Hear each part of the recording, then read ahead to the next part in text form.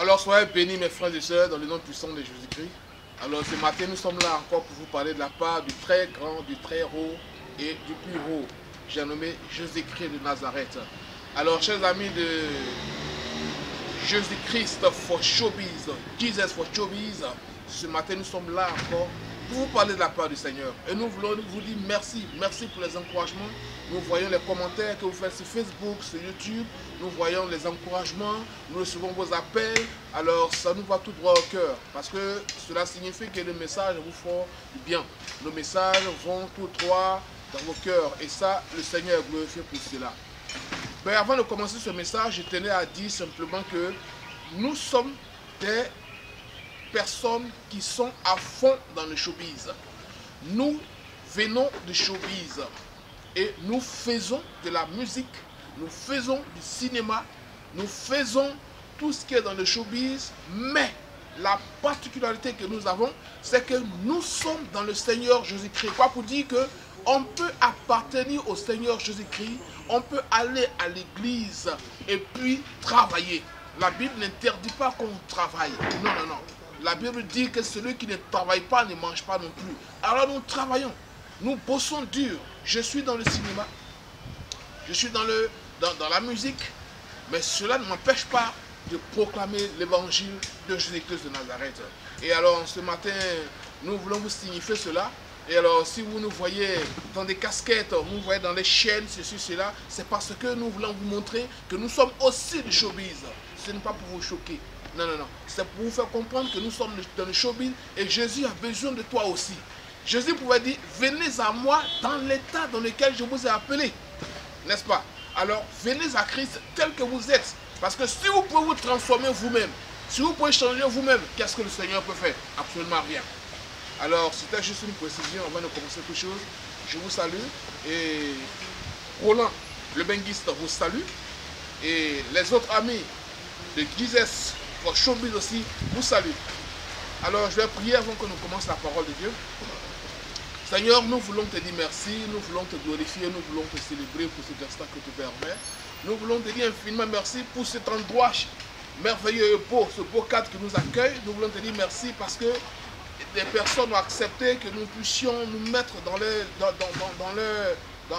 l'enceinte de leurs cours pour pouvoir proclamer l'évangile. Et nous bénissons le Seigneur pour leur vie. Nous prions que tu les bénisses au centuple, Seigneur. Et que tous ceux qui nous suivront, Seigneur, que tu les bénisses. Tous ceux qui entendront ces messages, que tu les bénisses davantage. Au nom puissant de Jésus-Christ de Nazareth. Amen. Alors, très chers frères et sœurs, ce message que nous avons prêché aujourd'hui a pour titre Silence. Dieu travaille. Je suis venu te dire ce matin qu'il faut que tu gardes ton silence. Parce que le Seigneur travaille. Alors le terme du message, si tu veux, c'est chut, Dieu travaille. Ou si tu veux, tais-toi, Dieu travaille. Regarde, Dieu travaille. Et pour ce fait, nous allons prendre un passage dans le livre de Matthieu, le chapitre 21, que je vais lire rapidement.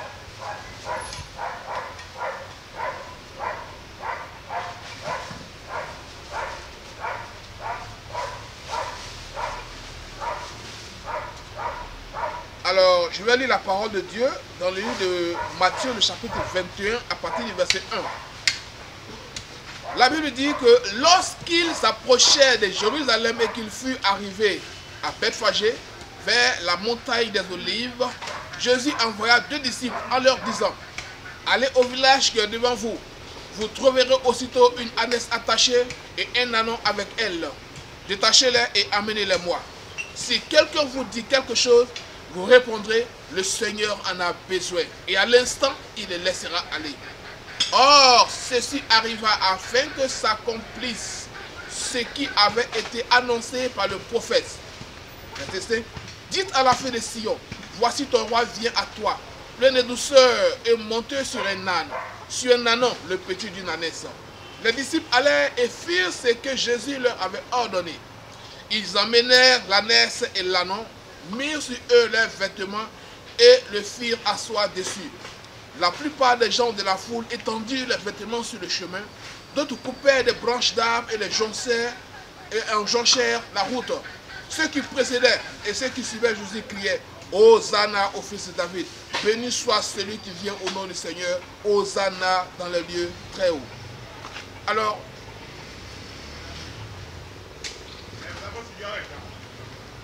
Alors, voici un passage tiré du livre de Matthieu, le chapitre 21. Alors, la Bible nous dit que Jésus devait faire son entrée triomphale à Jérusalem. Maintenant, la particularité de ce message, c'est quoi? C'est que pour faire son entrée triomphale à Jérusalem, Jésus pouvait entrer simplement. Jésus pouvait se lever et puis dire à ses disciples, allons-y, allons-y à Jérusalem, parce qu'il y a des choses que je dois faire. Mais la Bible nous dit que Jésus marque une pause. Il marque un arrêt. Et puis il dit à ses disciples, allez. Il dit, allez. Vous comprenez? Il donne un ordre. Allez à Jérusalem. Vous allez trouver un âne attaché. Excuse-moi. On va passer de là. Tu as pris la Bible, ça m'a déconcentré. Ah non, j'ai pensé qu'il reste avec la Bible. Non, j'ai pensé que ça allait toucher. Non, non, non, pas du tout.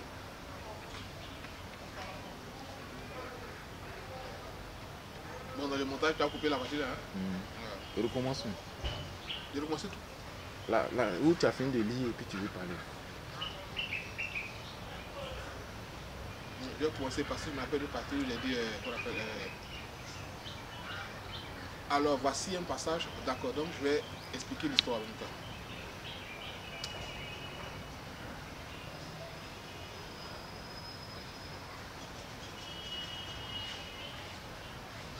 Alors, voici un passage tiré du livre de Matthieu, où la Bible nous dit que Jésus partait à Jérusalem.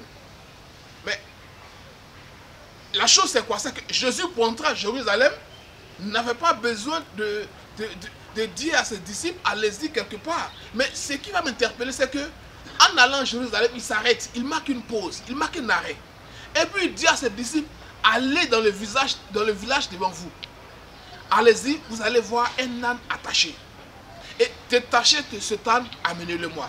La question qui se pose, mais est-ce que Jésus ne peut pas rentrer à Jérusalem simplement comme ça? Est-ce que Jésus ne peut pas dire à ses disciples, allons-y à Jérusalem?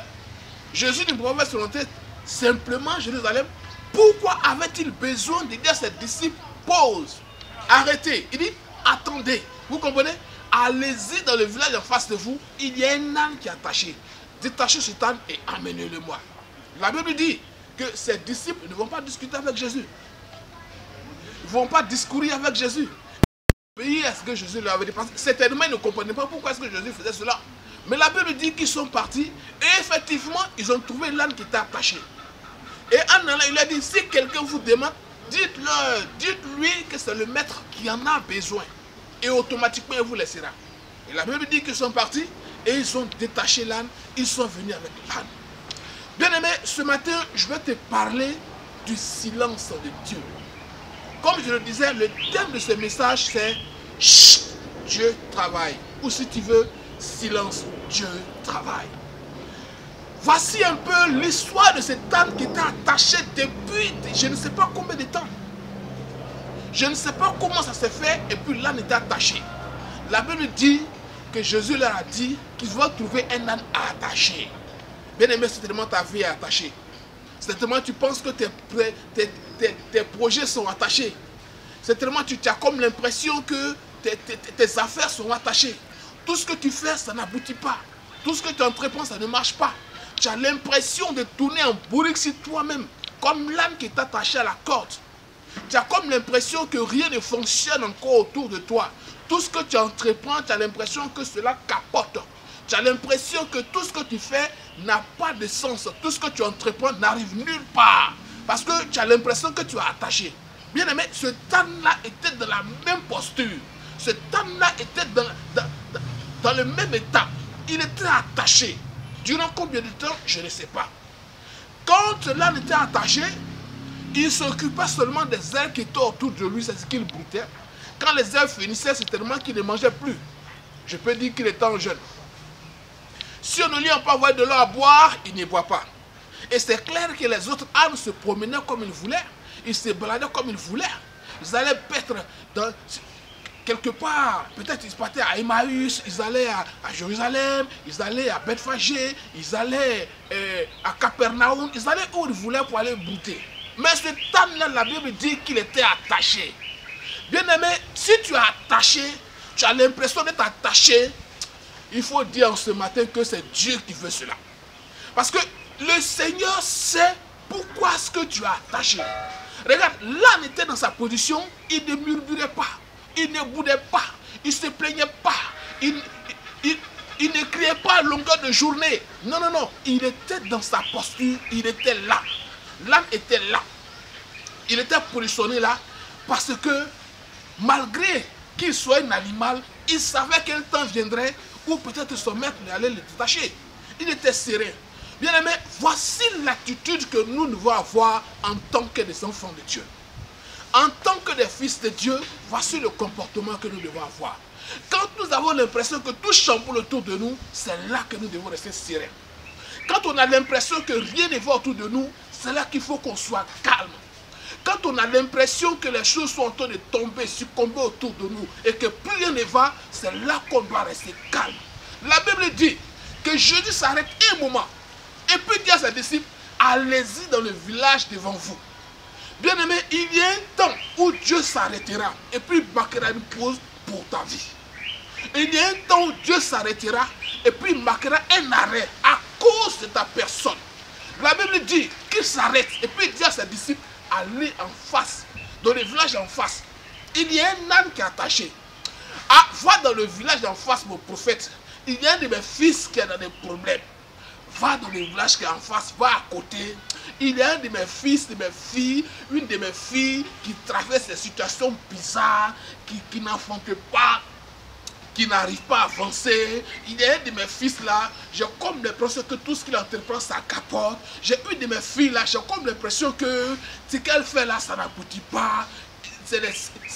C'est l'échec dans tout, le célibat chronique, c'est la maladie, c'est le manque de grâce, rien ne va dans sa vie. Bien aimé, un temps viendra où le Seigneur dira cela pour toi. Il s'arrêterait puis il marquerait un arrêt pour ta vie.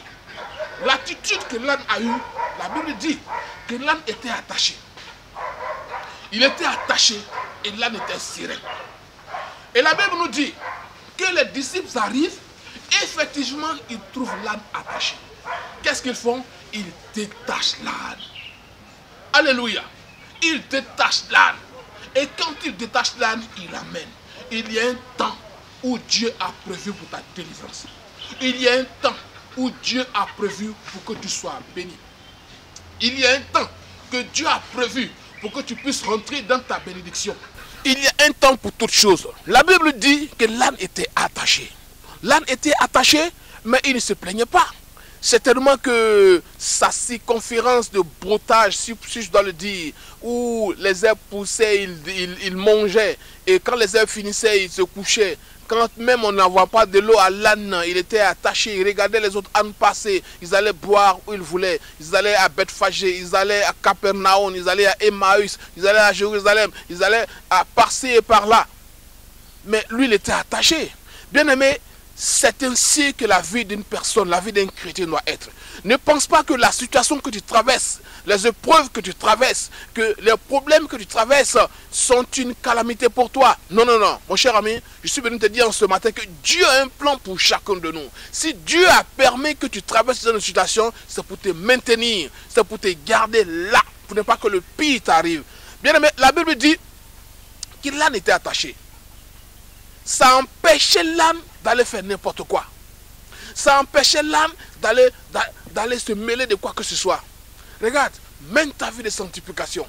Mène ta vie, ta communion avec Dieu, que ta communion avec Dieu soit une communion parfaite. Ne cherche pas à te mêler de ce qui ne te regarde pas. Cherche Dieu, reste dans ton coin. Cherche Dieu, vis aisément, vis paisiblement. Ne va pas te chercher à provoquer que ce soit. Demeure dans ta marche avec le Seigneur. Éloigne-toi de la corruption. Éloigne-toi du vol, des braquages, du banditisme. Éloigne-toi de l'impudicité. Éloigne-toi de la fornication. Reste dans ta position, là où le Seigneur désire que tu sois, parce que c'est là que Dieu veut te bénir. Dieu ne bénit pas hors de sa présence. Dieu bénit dans sa présence. C'est pourquoi David pouvait dire au Seigneur, ne mérite pas ta présence, Seigneur. Amen. David pouvait dire, ne me retire pas ta présence, Seigneur. Voici ce qui est capital pour toi, mon très cher ami. La Bible dit que l'âne était attaché. C'est de cette même manière, tu as comme l'impression que tout ne va pas chez toi. Tu as comme l'impression que ta vie est attachée. Tu as comme l'impression que tes affaires ne marchent pas. Tu as comme l'impression que tes problèmes demeurent. Regarde, le célibat est là. Regarde, l'échec te poursuit. Tu vas déposer des diplômes par-ci et par-là. Tu cherches du travail. Ça ne marche pas. Tu as comme l'impression que tu es attaché.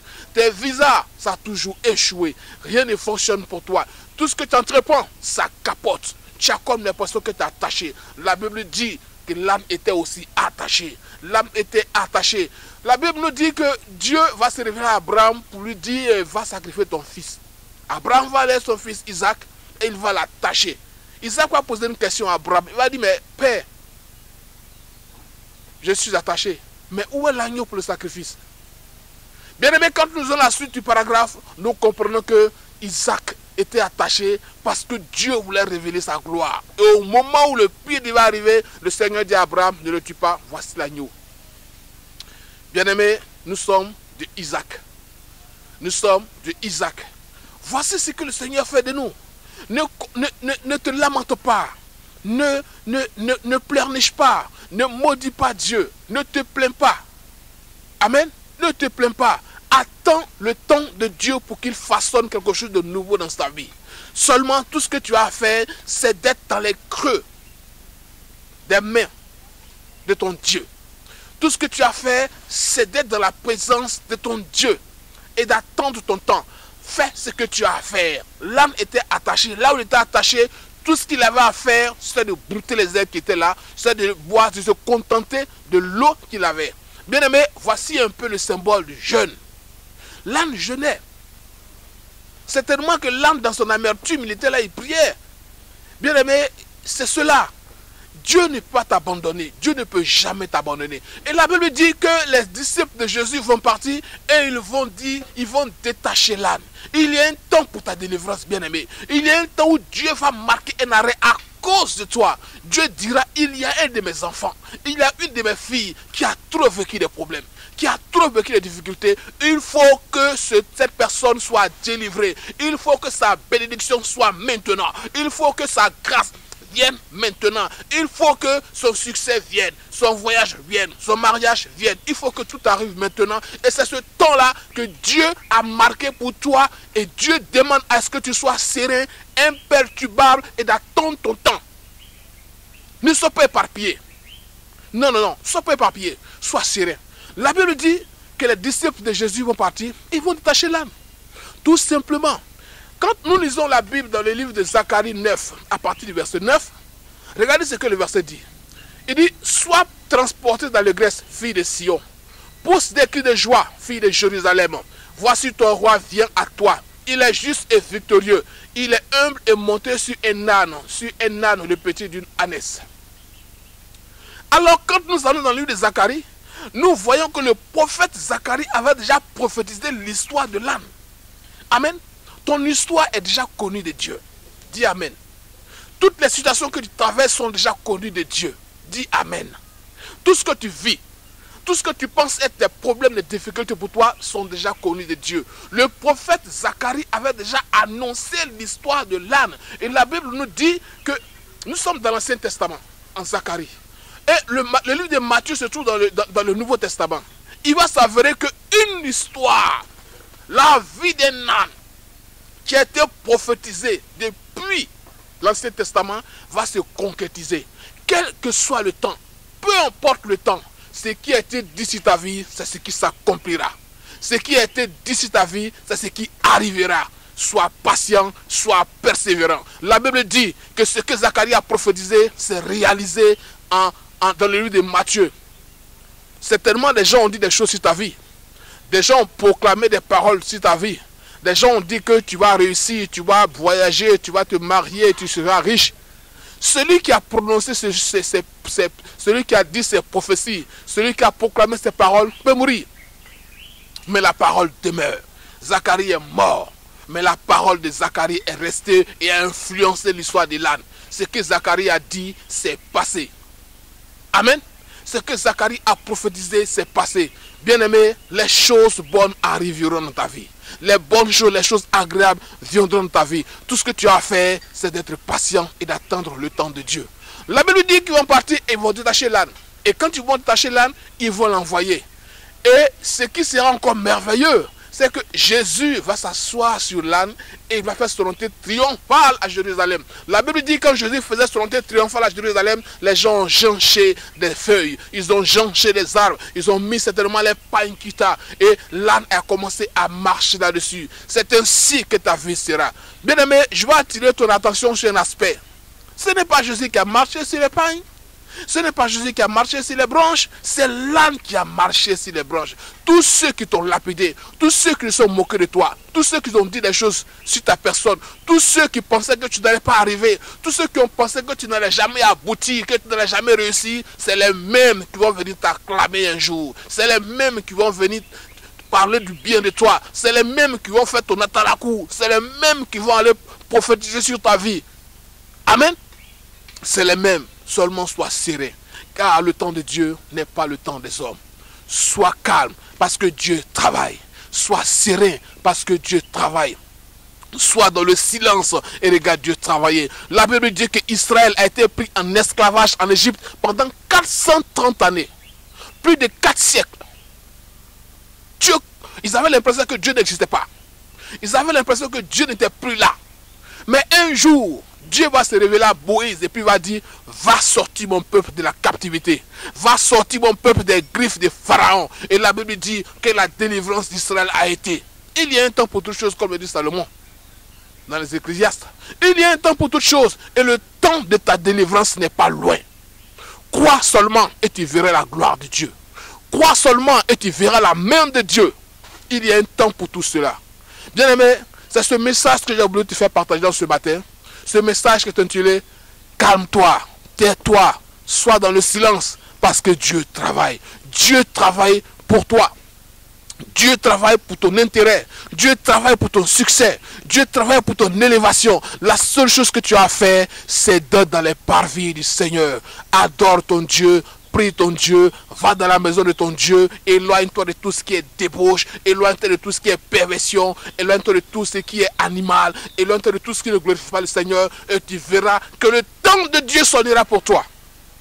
Que Dieu te bénisse, que sa grâce soit sur ta vie, et que tu saches que tu es un élément important pour Dieu, que tu saches que tu es un élément essentiel pour le royaume de Dieu, et qu'il est temps pour toi de te réveiller, de te lever. Toi qui dors d'entre les morts, il est temps pour toi de te lever et de commencer l'œuvre du Seigneur. Pour notre part, nous ne faisons que faire l'œuvre. Nous ne sommes que des serviteurs inutiles devant le Seigneur. Que Dieu te bénisse, que sa grâce soit sur ta vie et que tu saches que Dieu a besoin de toi. Alors, si vous avez besoin de nous, vous pouvez nous contacter. Vous pouvez nous appeler au 53 47 88 89, au 01 77 78 et excusez-moi pour le numéro. Roland, pardon, viens. 01 78 Voilà, donc vous pouvez nous appeler au 01 78 77. Vous pouvez nous appeler au 53 47 88 89. Parce que nous sommes là pour Jesus, pour Showbiz. Nous sommes dans le Showbiz et nous allons proclamer l'évangile parce que les gens de Showbiz ne sont pas des ratés. C'est des gens qui ont aussi le Seigneur. Sois béni et que la grâce de Dieu soit sur ta vie. Amen. Seigneur, nous voulons te dire merci pour ce message. Nous prions que ce message touche les cœurs. Que ce message aille jusqu'au plus profond firmament des cœurs de ceux qui l'ont entendu et que les changements soient, que la persévérance surtout soit, que les enfants de Dieu comprennent qu'ils ont besoin d'être patients, d'être persévérants comme l'âne qui était dans son coin, qui pensait être attaché, mais qui en réalité était là parce qu'il y avait un plan merveilleux, glorieux pour lui. Nous te bénissons parce que nous croyons que ce message a un impact, que la gloire te revienne parce que tu es Dieu. Au nom de Jésus-Christ de Nazareth. Amen. Bonjour chers frères et sœurs, soyez bénis au nom du Seigneur Jésus-Christ de Nazareth. Nous ne sommes pas des juges, nous ne sommes pas des avocats, mais nous faisons ce que Dieu nous a demandé de faire, c'est-à-dire l'évangélisation. Et nous parlons de Dieu aux personnes qui nous suivent, nous parlons du Seigneur Jésus-Christ de Nazareth aux personnes qui sont nos amis. Il y a des personnes qui ne sont pas nos amis qui viennent visiter notre page et notre YouTube et découvrent ce que nous faisons. Il y a des gens qui se disaient que les hommes du showbiz sont des personnes du mal, qui ne font que du mal, qui n'aiment pas le bien, sont tous des menteurs. Mais vous apprenez aujourd'hui qu'il y a des personnes du showbiz qui ne sont pas tous mauvais. Il y a des personnes qui ne sont pas tous méchantes. Donc, les gens qui viennent commenter notre page et qui viennent faire des commentaires, souvent vos commentaires peuvent égarer certaines personnes. Il est dit dans la Bible qu'il ne faut pas juger, que le seul juge c'est Dieu. Vous pouvez peut-être critiquer, apporter des critiques, et nous tenons compte de ces critiques, car nous ne sommes pas parfaits. Mais quand vous apportez des jugements, cela veut dire que vous dites aux personnes qui nous suivent que nous prenons le faux. Est-ce que le message que nous disons n'est pas vrai? Est-ce que tu t'es posé la question à savoir si le message est vrai ou pas? Si c'est l'habillement qui te gêne, il n'y a pas un habillement pour un pasteur ou un homme de Dieu ou un gars du hip-hop il faut s'habiller, il faut se vêtir. Parce que l'habillement du Seigneur Jésus-Christ de Nazareth n'est plus d'actualité maintenant. Notre habillement actuellement, notre habillement, est-ce qu'il y a un habillement pour les hommes du showbiz? Est-ce que les hommes du showbiz sont censés s'habiller comme je m'habille? Parce que cet habit que tu vois, c'est des sportifs qui s'habillent comme ça. Mais il est maintenant possible à des gens qui ne sont pas des sportifs de s'habiller pareil. Donc c'est juste une parenthèse que je voulais faire. Juste vous dire que le seul juge c'est Dieu. Même les juges ne doivent pas juger. Et c'est clair. Parce que les juges, quand ils jugent, le jour de leur enterrement, ils ne sont pas enterrés comme nous. Je ne sais pas si tu le sais. Un juge n'est pas enterré comme un homme normal. Et si tu ne le sais pas, c'est parce que le seul juge c'est Dieu. Donc arrête de juger mon frère parce que tu ne dois pas juger. Apporte des critiques et nous tiendrons compte de tes critiques. Merci, que Dieu te bénisse et j'espère que ce message que nous avons prôné pour l'œuvre de Dieu et ce qui est véritable pour nous, c'est de parler de Dieu. Ce qui est bon pour nous, c'est de parler de Dieu. Parce que le chemin, la vérité, la vie, c'est Dieu. Choisis le chemin que tu veux, mais nous avons fait notre... Nous avons fait notre choix, nous avons fait notre job. Choisis le chemin que tu veux, mais nous avons fait nos choix, nous avons fait notre job. Et notre job, c'est de parler de Jésus-Christ de Nazareth. C'est vrai que tu connais Jésus-Christ de Nazareth. C'est vrai que ce que tu veux qu'il fasse pour toi, il ne l'a pas encore fait. Mais Dieu seul sait pourquoi il n'a pas encore fait. Donc sois patient, attends, car le moment quand il viendra, toi-même tu diras, ah ouais, c'est l'homme qui est pressé, mais Dieu n'est pas pressé. Sois béni et que Dieu te bénisse davantage. Tous ceux qui ont lu, tous ceux qui ont regardé ce message, qu'ils soient bénis et tous ceux qui souhaitent de bon. Parce que celui qui regarde peut souhaiter ma mort. Tout ce qui souhaite de bon, soit au nom de Jésus-Christ Nazareth. Amen. Voilà, je pense que le message que nous avons prêché, voilà, t'as fait du bien. Voilà, nous voulons vous dire aussi que quand nous sommes des chrétiens, il faudrait qu'on comprenne qu'on doit être relax dans la vie. Vous voyez, on n'est pas des extraterrestres, non, on est des hommes sur terre. Seulement qu'on n'est pas de ce monde. Voilà, nous sommes des ambassadeurs du ciel sur terre. Voilà, nous sommes venus accomplir la chose de Dieu sur terre. Voilà, c'est tout. Donc, il faut qu'on soit relax. Tu vois, un chrétien, tu dois aller à la plage, tu vois. Il faut aller à la piscine, il faut aller faire du sport, il faut aller dans les vrais coins manger les vrais repas aussi, tu vois. Il ne faut pas laisser cantonner ta maison et puis tu vois tout en diable. C'est pas bon. C'est pas du tout bon. Vous voyez. Je vais vous relaxer un peu avec une histoire que j'ai vécue. Ça, c'était dans le début de ma conversion. Voilà. Et dans mon quartier, il y avait une jeune fille que j'aimais quand je n'étais pas encore vraiment converti. J'étais fond d'elle, j'étais amoureux d'elle.